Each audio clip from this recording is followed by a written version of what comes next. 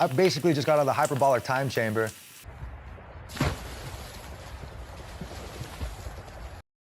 Let's go, boys. Episode 217, UFC 316. These are DIY locks, and we've been grilling steaks here at Meat Boy MMA since 2020, Meat Boy. So if you're new here, grill the like button, grill the dislike button, grill something. It doesn't matter. But nonetheless, Meat Boy, if you're looking for timestamps for this week's breakdown, head straight to the comments. We want to quickly recap UFC Apex, though, which was last week. We broke down 5. It ended up being a 4-banger because obviously the much publicized last second withdrawal from Macy Barber nullified the main event, but ultimately we got 2 correct. You did. I got 3 correct. We hit the Meatlock though. Jordan Levitt, easy light work, Monkey King Meatlock. What'd you make of Jordan Levitt? You called the first round early finish. We are kind of all over that.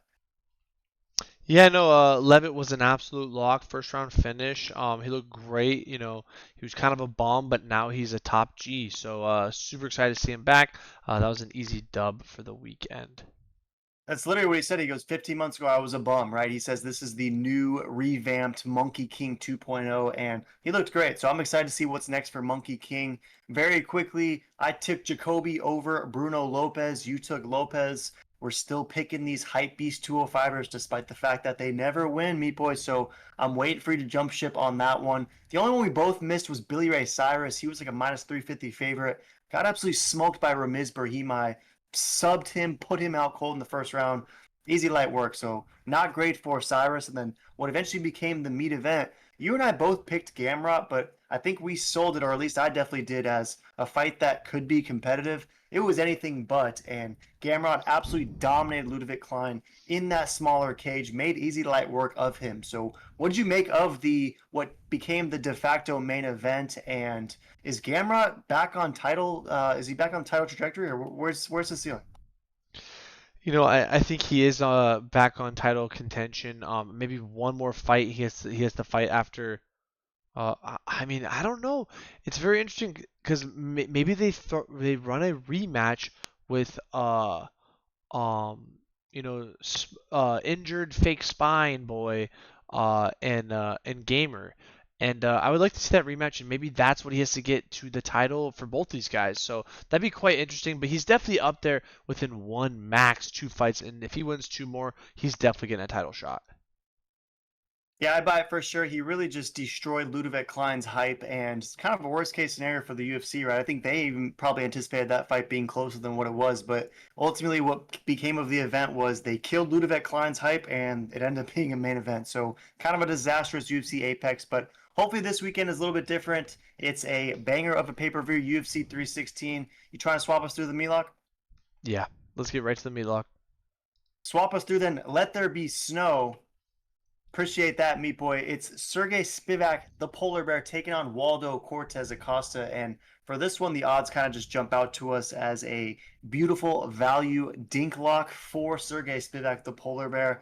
I know you and I just haven't been that impressed with Waldo Cortez. I mean, the guy does keep picking up nice wins. And of course, you have to provide some credence to his recent finish over Ryan Man Superman Span. But Ryan Man Superman Span is getting finished in most fights, or at a minimum losing fights these days, at least throughout the last few years. And the other victories for Waldo, he beat Robelis to Spania, absolute bust of a hype beast, and had zero grappling. If you're getting taken down, held down by Waldo Cortez, that shows you where your level is at. And then he had that snoozer of a decision over Arlovsky. It's just like he's got these wins that aren't necessarily adding up and don't compare with the level of competition that a guy like the Polar Bear has seen, and a guy like the Polar Bear who has finishes over Derek Lewis, finishes over our boy Marcin Tibura, took out the Boa Constrictor, a peak version of him. I mean, this is a guy who has faced much higher level competition and is a much more well-rounded mixed martial artist when compared to the one-dimensional salsa boys. So what do you like about this Polar Bear Meatlock? Last week it was the Monkey King Meatlock. It's the Polar Bear this week. How do you think Sergey Spivak gets this one done over Waldo? Yeah, honestly, man, whereas Waldo is just like one of those, heavyweight guys that you're like, I mean, he's kind of a bum. Like, I'm surprised he's won any of these fights, but the Polar Bear's gonna absolutely steamroll him. He's gonna take him right to, the North Pole and drown him in cold water with his wrestling, and then get an easy submission or TKO knockout in the first round. Yeah, he's destined for a head-first plunge like Merab Dvalishvili, but if we look at Tapology, they're seeing it the same way, right? 67% rolling with the polar bear, only 33% is going with Waldo. A lot of brown though, so they do think that those sniping, long, rangy punches of Waldo Cortez will be enough for them to find the polar bear. But I just kind of think the Spivak's going to get easy light work takedowns, and I see him finding a way to get a maybe even a TKO on the ground. I think that the most popular Spivac pick will be that patented submission, but perhaps he gets Waldo pinned up against the cage in a bad spot and simply tees off on Waldo Cortez. So I like Spivac in this one. I'm going to be checking out the TKOs, but we'll be keeping it simple, trying to keep this Meatlock streak well alive. Throwing down an easy 142 to net 100. Get us our second in a row and our 120th Meatlock overall. So I like Spivac by TKO. Officially, where are you going for the Polar Bear Meatlock? Yeah, honestly, I like Spivak first round finish, TKO or sub. Yeah, I like TKO. I think he can get it done and get it done pretty quickly on the ground. Yeah, let us know in the comments if you agree with the Spivak TKO or just the Spivak Meatlock at a minimum. But stop us through me, boy, because it's another one where I was surprised by the odds in this one. Minus 258. The sizable favorite is Kevin Holland taking on Vicente Luque. Calta at plus 210. And Luque, I think, really surprised a lot of people in that most recent contest when he was a fat dog and completely derailed the hype train that was Tembo Garimbo in less than a minute, right? His performance of the night, it's basically the best Luque we've seen in a while, and a very motivating and encouraging thing given the brain bleed and the serious health complications that Luque we know was dealing with, which we know contributed to him losing 3 out of 4 fights, right? This guy was getting finished in 2 straight contests, and things were not looking good for him, but a beautiful rebound win as a sizable dog, and he'll need to do the same thing here against Kevin Holland, who himself was kind of struggling with a gnarly losing streak, right? He'd lost 4 of 5, was getting submitted by Rene de Ritter, got TKO'd by Roman Dolidze, but he rebounded well with a beautiful win over Gunnar Nelson in a fight that he went the distance in and earned performance of the night as a result. So, what do you like, or who do you like rather in this contest? And are you two at all surprised by the minus 258 plus 210 odds? Did you anticipate this being closer, or do they make sense to you? Honestly, I thought it'd be a lot closer.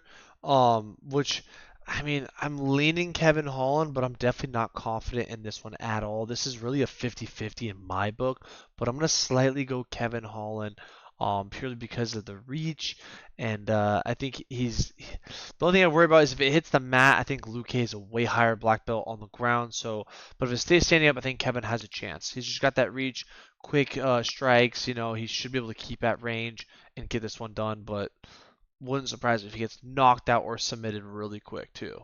It's gonna be a great fight.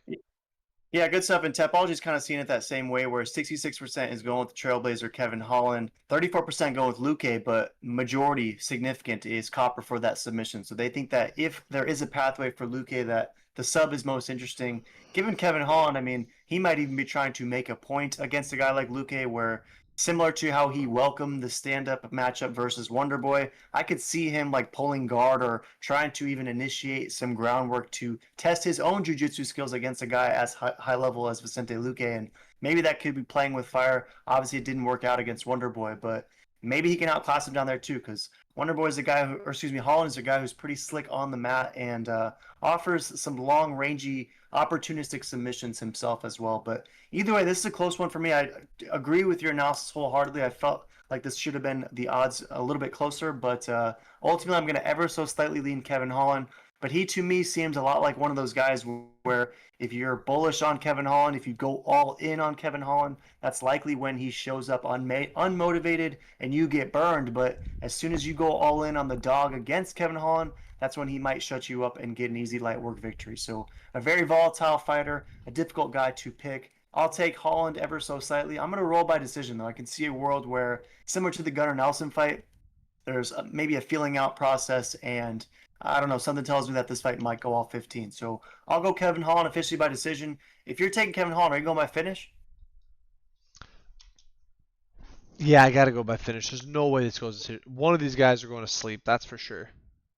Yeah, it might happen for sure. We'll see. Let us know in the comments if you're taking Kevin Holland or if you're going with the YOLO Vicente Luque. But Swap us through, Meat Boy. It's another fun one. It's the debut of what arguably is the best Bellator fighter, we think. It's a peak 30-year-old Patchy Mix, and I think the 20-1 record obviously highlights the skill, but the odds even more so indicate Vegas is pretty bullish that this guy is the real deal because Mario Bautista is no joke. This is a guy with double-digit UFC fights, only has 2 losses, and he's riding an 8-fight win streak in the promotion and has recent wins over Jose Aldo and Ricky Simon. So it's not like Mario Bautista is a slouch. In fact, he's a top 10, top 15 dude in the division, yet he finds himself as a plus 145 dog against a Bellator hype beast making his debut. So without diving too much into the weeds, do you think Patchy Mix is deserving of the minus 175 hype of a debutant odds favorite, or is Mario Bautista as a plus 145 juicy dog going to welcome this guy into the UFC? It is a juicy dog, and then it's like, how high of level are these UFC guys? Like, is Bellator the best as a mid-level UFC guy? Because if that's the case, then Mario's got a chance. Mario should win this, honestly. But I think Patchy is the real deal. I think he is a legit top 3-er. He's probably the only and best person to ever come out of the Bellator. Um, and yeah, I think he's gonna dominate and just show, who he really is. If he doesn't, that's just gonna really expose Bellator on like how low level it is. To be honest, just I don't know. It's gonna be very interesting. I'm excited to see this fight, but yeah, I gotta take Patchy until proven otherwise. Yeah, the hype kind of reminds me of Michael Chandler's debut, and if we remember somehow we talked about it earlier, Michael Chandler knocked out Dan Hooker in his debut, so he definitely peaked in that moment. We think if Michael Chandler and Dan Hooker ran that back this weekend, perhaps the outcome could be different. But maybe Patchy Mix, even if it's the nasty knockout finish, and maybe it's not the peak of his career like Michael Chandler, perhaps he arrives in similar fashion. And Tapology is overwhelmingly seen it that way. 85% going with Patchy Mix, only 15% going with Bautista. All the Bautista backers are beige for the decision, so they think it's Bautista decision or he's getting smoked. You said this, I think you said it's not going to be close or will be non-competitive. If Patchy Mix goes into this fight, dominates a guy as high level as Bautista, are you going to start making the case that Mix is already in bantamweight title contention? I mean, you could definitely put that mix in there, and you could definitely argue that because if he puts on a great performance, Patrick Mixie, I mean, you the guy's a legend in the Bellator. You got to give him his shot, just like what's his name from One Champion. I mean, basically first fight into the UFC was a title fight. He did get a little exposed, but um shows that he was a very good fighter, just not quite as good as you know um, uh, Pantoja, and so Oh, he, that's a story. Yeah, okay. yeah, so I think it could be something like that, where like maybe he gets this, and then he gets a Pantoja opportunity, and then we see him in for a title fight. Maybe he gets 2 fights. I don't know. We'll see a lot from this because Batista is a legit UFC fighter. Like he is a top 15, top 20 in the division. If he can steamroll through him, it's like, whoa, what's this guy's ceiling? Because especially Batista's not only a very good fighter, he's on a very good hot streak. So if he gets through him with this great momentum, that's just gonna make his stock even rise and just show him, the fans who he really is. Yeah, great points for sure. And if we remember, this was originally supposed to be Mario Bautista versus Chito Vera, right? So it's not like Bautista was getting some slouch of opponent. He was already fighting arguably one of the biggest draws and one of the biggest stars, you could say, in the bantamweight division. So the fact that Patchy Mix is getting this opportunity and is a favorite really suggests the level of hype that he's coming in with. But to your point, could he beat Kai Asakura 2.0 and get absolutely exposed by this UFC level? We shall see. Ultimately, Meat Boy, my gut is telling me that Bautista is going to find a way to get this one done. I understand the record. I'm looking at the beautiful wins from Patchy Mix. He took out Magomedov twice. Arguably one of those he fake lost, but nonetheless, the record reflects 2 Ws. He did lose to Juan Archuleta, though, so it's like, how good is this guy? Yes, he beat Rolfion Stotts, but Stotts lost to Magomedov. All these Bellator guys beat each other. I say Bautista is better than the best Bellator product ever, and he defends his place in the rankings and picks up a victory in this one. However, I see this fight going the distance, and I can very easily see a situation where, observably from my perspective, I thought Bautista won 2 rounds, but he's on the wrong end of a split decision. Because if you remember, that fight against Jose Aldo a couple months ago, A lot of people thought Jose should have won that fight, and Bautista was on the right end of a split decision. I could see in this one when it's Bautista, who's not the most marketable guy, not the most engaging dude on the mic, a split decision going to Patchy Mix for sure. But officially, I'll go Bautista by decision. Are you going Patchy Mix by finish? Yeah, I'm gonna go. Man, if I finished, that'd be crazy, honestly. But I'm gonna go Patchy Mixie by decision. Yeah, let us know in the comments. Are you taking Bautista or are you rolling with Patches O'Houlihan? Swap us through the Meat Boy because it's the one I've been waiting to hear your perspective on mostly. It's a fight that we were supposed to see a few months ago. Joe Pyfer, Peanut Butter, Diaperbacks Pyfer, is taking on Kelvin Gastelum, and the odds are fascinating in this one too. Minus 380 is Diaperbacks Pyfer, plus 300 is Kelvin Gastelum, and to me that makes sense. However, if I'm trying to structure some sort of counter argument for a Kelvin Gastelum pick in this one, he looked pretty good against D-Rod most recently, and we saw D-Rod pick up a win, so he's technically not done himself. Were you at all impressed with the version we saw against Kelvin Gastelum? And if you think that that version shows up against Joe Pyfer, could he potentially get it done? Or is even the version of Kelvin Gastelum that nearly knocked out Izzy or that won the Ultimate Fighter, is even that peak version of KG still not enough to take out your boy Joe Pyfer? That would be wild. If the Kelvin Gastelum that almost took out Izzy is who shows versus Joey Peanut Butter, Pyfer, my boy. Um, I gotta imagine that Piper's gonna snuff him first round and send him back to a Cheeto commercial because that's all he'd be good for because he'll be done fighting. He'll probably be doing Power Slap and Cheeto commercials. So I think this is gonna be a one-sided mauling. Also, I think Kelvin might have this high pedigree of wrestling, for D1 college. Joe Pyfer, I don't even know if graduated high school to be honest, but definitely didn't go to college. I think he's going to ragdoll him when it comes to grappling. I think his grappling is in a whole different caliber than Kelvin Gastelum, especially nowadays. Joe Pyfer's grappling, base, and wrestling is just so dang good, and his striking's been really improved a lot to where I think this will be a one-side mauling wherever it goes. Um, I could see actually Gastelum maybe putting on some heat with some good jabs. Pyfer then just goes, screw this, I'm grappling. And then it's just a beatdown session for the rest of the fight. Yeah, great points. And I kind of hope that we do see some grappling in this one because, like you said, I mean, we have the state champ, the D1 wrestler in Kelvin Gastelum taking on Joe Pyfer, who, he graduated from the school of hard knocks, right? I mean, this is a dude who won't have the same credentials, but he'll have the size, the grit, and arguably the skill set nonetheless to deal with and maybe even overwhelm Kelvin in the arena that he has his foundation built from. So, and either way, I mean, when we're talking Kelvin Gastelum, he's on that Justin Gaethje wavelength anyways, right? Where he rarely utilizes the ground skill set that he has, and he's going out there to try and bang. So we'll see if we even get any grappling in this one, but the size could be overwhelming for in Joe Pyfer's favor if we do see it, to your point, for sure. But it's an interesting fight for me. Tapology's obviously all over Peanut Butter, 87% rolling with Joe Pyfer. If you're taking Joe Pyfer in this one, are you thinking he goes out there and finishes KG early and often? And if so, is it a KO? Is it a TKO? Is it a submission? How does Joe Pyfer pick up a submission and when? Yeah, no, I think if he picks up a submission, uh, I think it would be like second or third round. I think if it's KO, could happen any round, but I'm gonna go early and often. I think Joe's gonna finish this one, put a statement on, and show that he's the real deal, and that you know, some bathroom issues wasn't the reason why he was the real reason, and it wasn't because he was scared of Gastelum. So I think he's got a lot to prove, kind of like Raul Rosa, and he put a clinic on um the Sun God kid. So I think it's gonna be a very similar outcome, an absolute beatdown, a body sesh.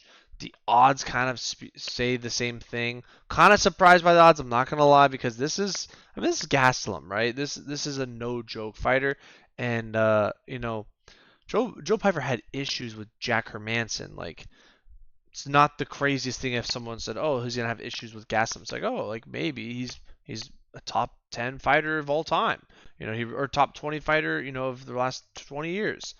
But I think Joe is ready for it. I think Gaslam's kind of on the way out, so I think this one he will get done.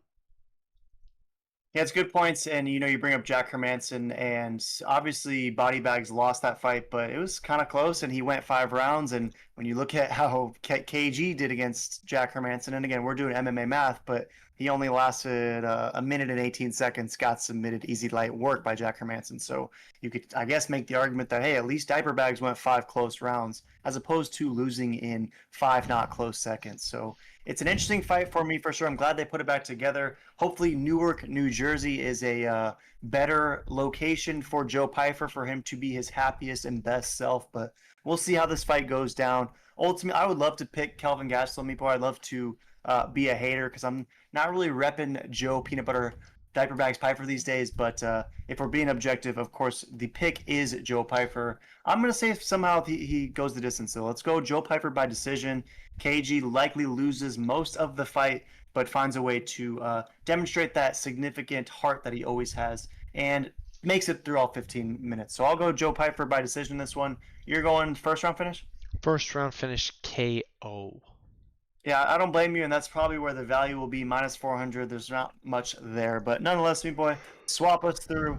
It's the co-meet, and curious to get your take on this one, because right away the odds obviously are crazy. Kayla Harrison -625, Juliana Pena +455, and to me that has to be the. I haven't looked into this, but my guess is that would be a record for underdog odds for a champion. I mean, we rarely see the champion is a 5-1 dog, but nonetheless, Kayla Harrison is Kayla Harrison. She's 18-1. She's coming in to do what she's been saying she was going to do for the past couple of years, right? I mean, this is a woman who has been saying she was the best in the sport way back in her PFL days pre-COVID. So she's finally getting the opportunity for a title fight. The odds makers are obviously all over her.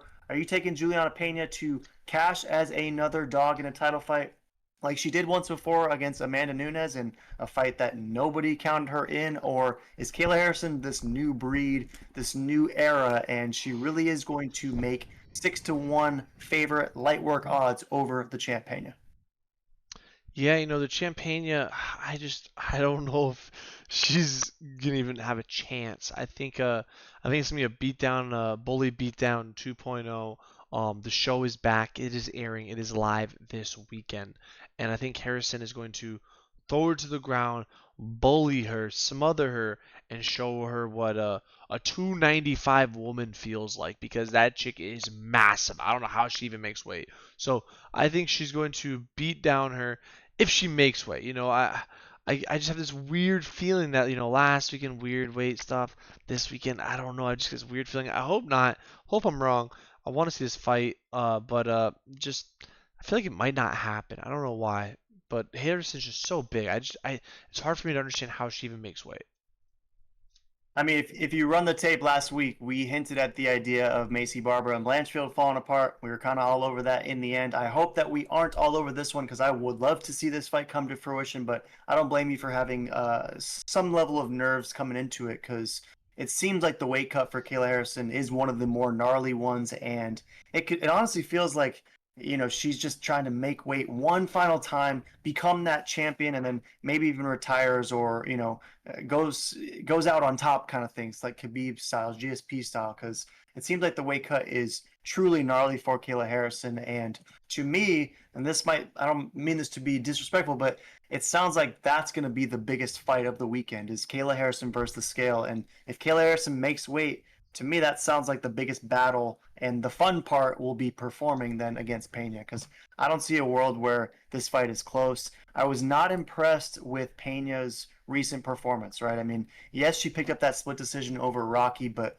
that was a fight I think a lot of people thought Rocky did enough. You can easily make the argument that if, who would be a better champ for the UFC, Pena or Rocky? Clearly Pena. So in a fight that was a split decision, it's obvious why Pena gets the nod. And in that fight against Nunes before that, where she was defending her honor, showcasing that first installment was not a fluke, she looked awful, right? So you can make the case that 2 straight fights have been kind of unimpressive, and Kayla Harrison, meanwhile, has only gotten better in every single fight and hasn't been in a close contest since that random YOLO fight against Larissa Pacheco way back in 2022. So I see this being a Kayla Harrison wipeout.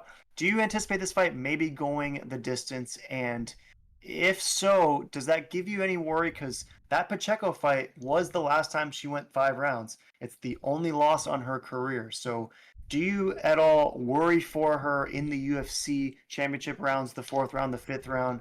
Could Pena pose any sort of threat in the later rounds, or first minute, last minute? It's not going to matter.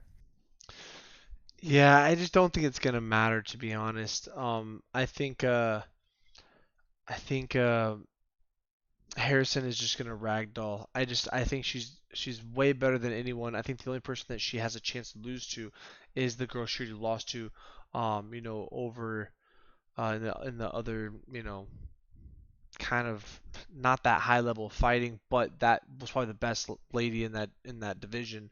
But for the UFC, Nunes is gone, and like Shevchenko ain't moving up, right?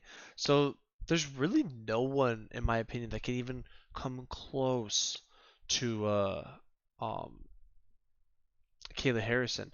I think Pena, I guess, is the closest, but like I don't think this fight's gonna be close. I think it's gonna be sad to watch. If she pulls off a Nunes upset, I'm going to laugh. I kind of hope that happens, even though I'm not really a fan of hers. But I kind of hope that happens because I think that'd be funny as heck. And honestly, if Juliana Pena gets this one done this weekend, then it's going to be tough not to be a fan of Juliana Pena because you got to respect that. If she finds a way to get this one, I mean, she found a way to get that Nunes first installment done. She finds a way to take out Kayla Harrison, then all the respect to Juliana Pena, and I'll be a new fan at least. Because, I mean, if she already trains with my boy Bilal Muhammad, then I should be repping anyway. But a win over Kayla Harrison, I'm for sure on board. But I'm with you, though. I don't think this fight will be very competitive. I don't think it'll be very close. I think the interesting thing to look for will be is Amanda Nunes in the crowd because if Amanda Nunes is there, then Kayla Harrison beats Pena. She spits some fire on the mic, goads Nunes back to a return fight. That to me is the dream scenario for the UFC. Maybe it's a pipe dream scenario because again, I can see Kayla Harrison walking away. I can see Nunes being far from Newark, New Jersey this weekend, but that's my pipe dream. Ultimately, I'll go Kayla Harrison. Are you going to finish your decision? That's the million-dollar question. I gotta go probably decision, to be honest, because Pena is still very tough.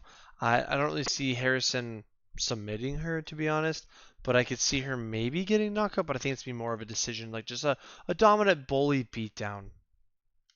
Dominant bully beatdown. That's probably a smart move, Meat Boy. I think that's probably the play. Let's go dominant bully beatdown victory for Kayla Harrison. But man, if it's a YOLO early finish, then this woman truly is built different for sure. But either way, it's a fun one. Let's hope it stays intact. Lots to look for later on the week. But swap us through, Meat Boy. It is the meat event, the fight we've been itching to break down again because obviously the first time these two dudes fought, it wasn't that close. And I think most people would make that argument. Chael Sonnen says that viewing it live, he thought Sean won 3-2. That to me sounds like typical Chael trolling, but nonetheless, most observers I think would say Dvalishvili dominated that first installment, and in the second one, we've heard all about this new version of Sean O'Malley, right? He said he cut out a lot of excesses. He said he bought into the character of Suga too much, and now he's been nonstop studying the experts for the last few months and is arriving more dialed and ready to show that he is ready for the machine. But every single opponent that the machine has faced, he's essentially steamrolled with easy light work ease. And this is a guy who I think the thing that jumps out to you and I most about Marab is his relentless ability to push a pace and be offensive with an unlimited amount of takedowns, which most fighters in the UFC, when they go for multiple takedowns, they start to lose some of their gas tank. It starts to expire a little bit. But when it's talking about the Merab Dvalishvili, this is a guy who can seemingly push that pressure for a million rounds. So he makes no sense to me. Does he make similar light work like he did the first time against Sugar Sean, or are you buying the Sugar hype, all the Sugar slop he's throwing your way, suggesting that this fight, the second installment, will be a little bit different? I don't know. He got a bunch of farm animals eating grass-fed beef, fresh eggs from the chicken's booty. Like I don't know. Maybe he has changed his way of life and he is gonna get this done.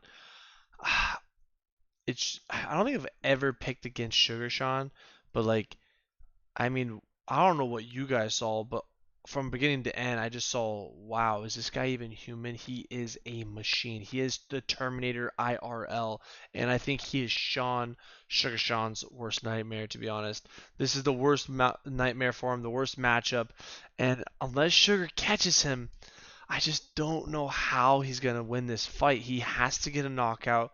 I mean he's not gonna gas out Marab, so there's that. And the question is, does he finish him or not? If he doesn't finish him, Marab probably wins.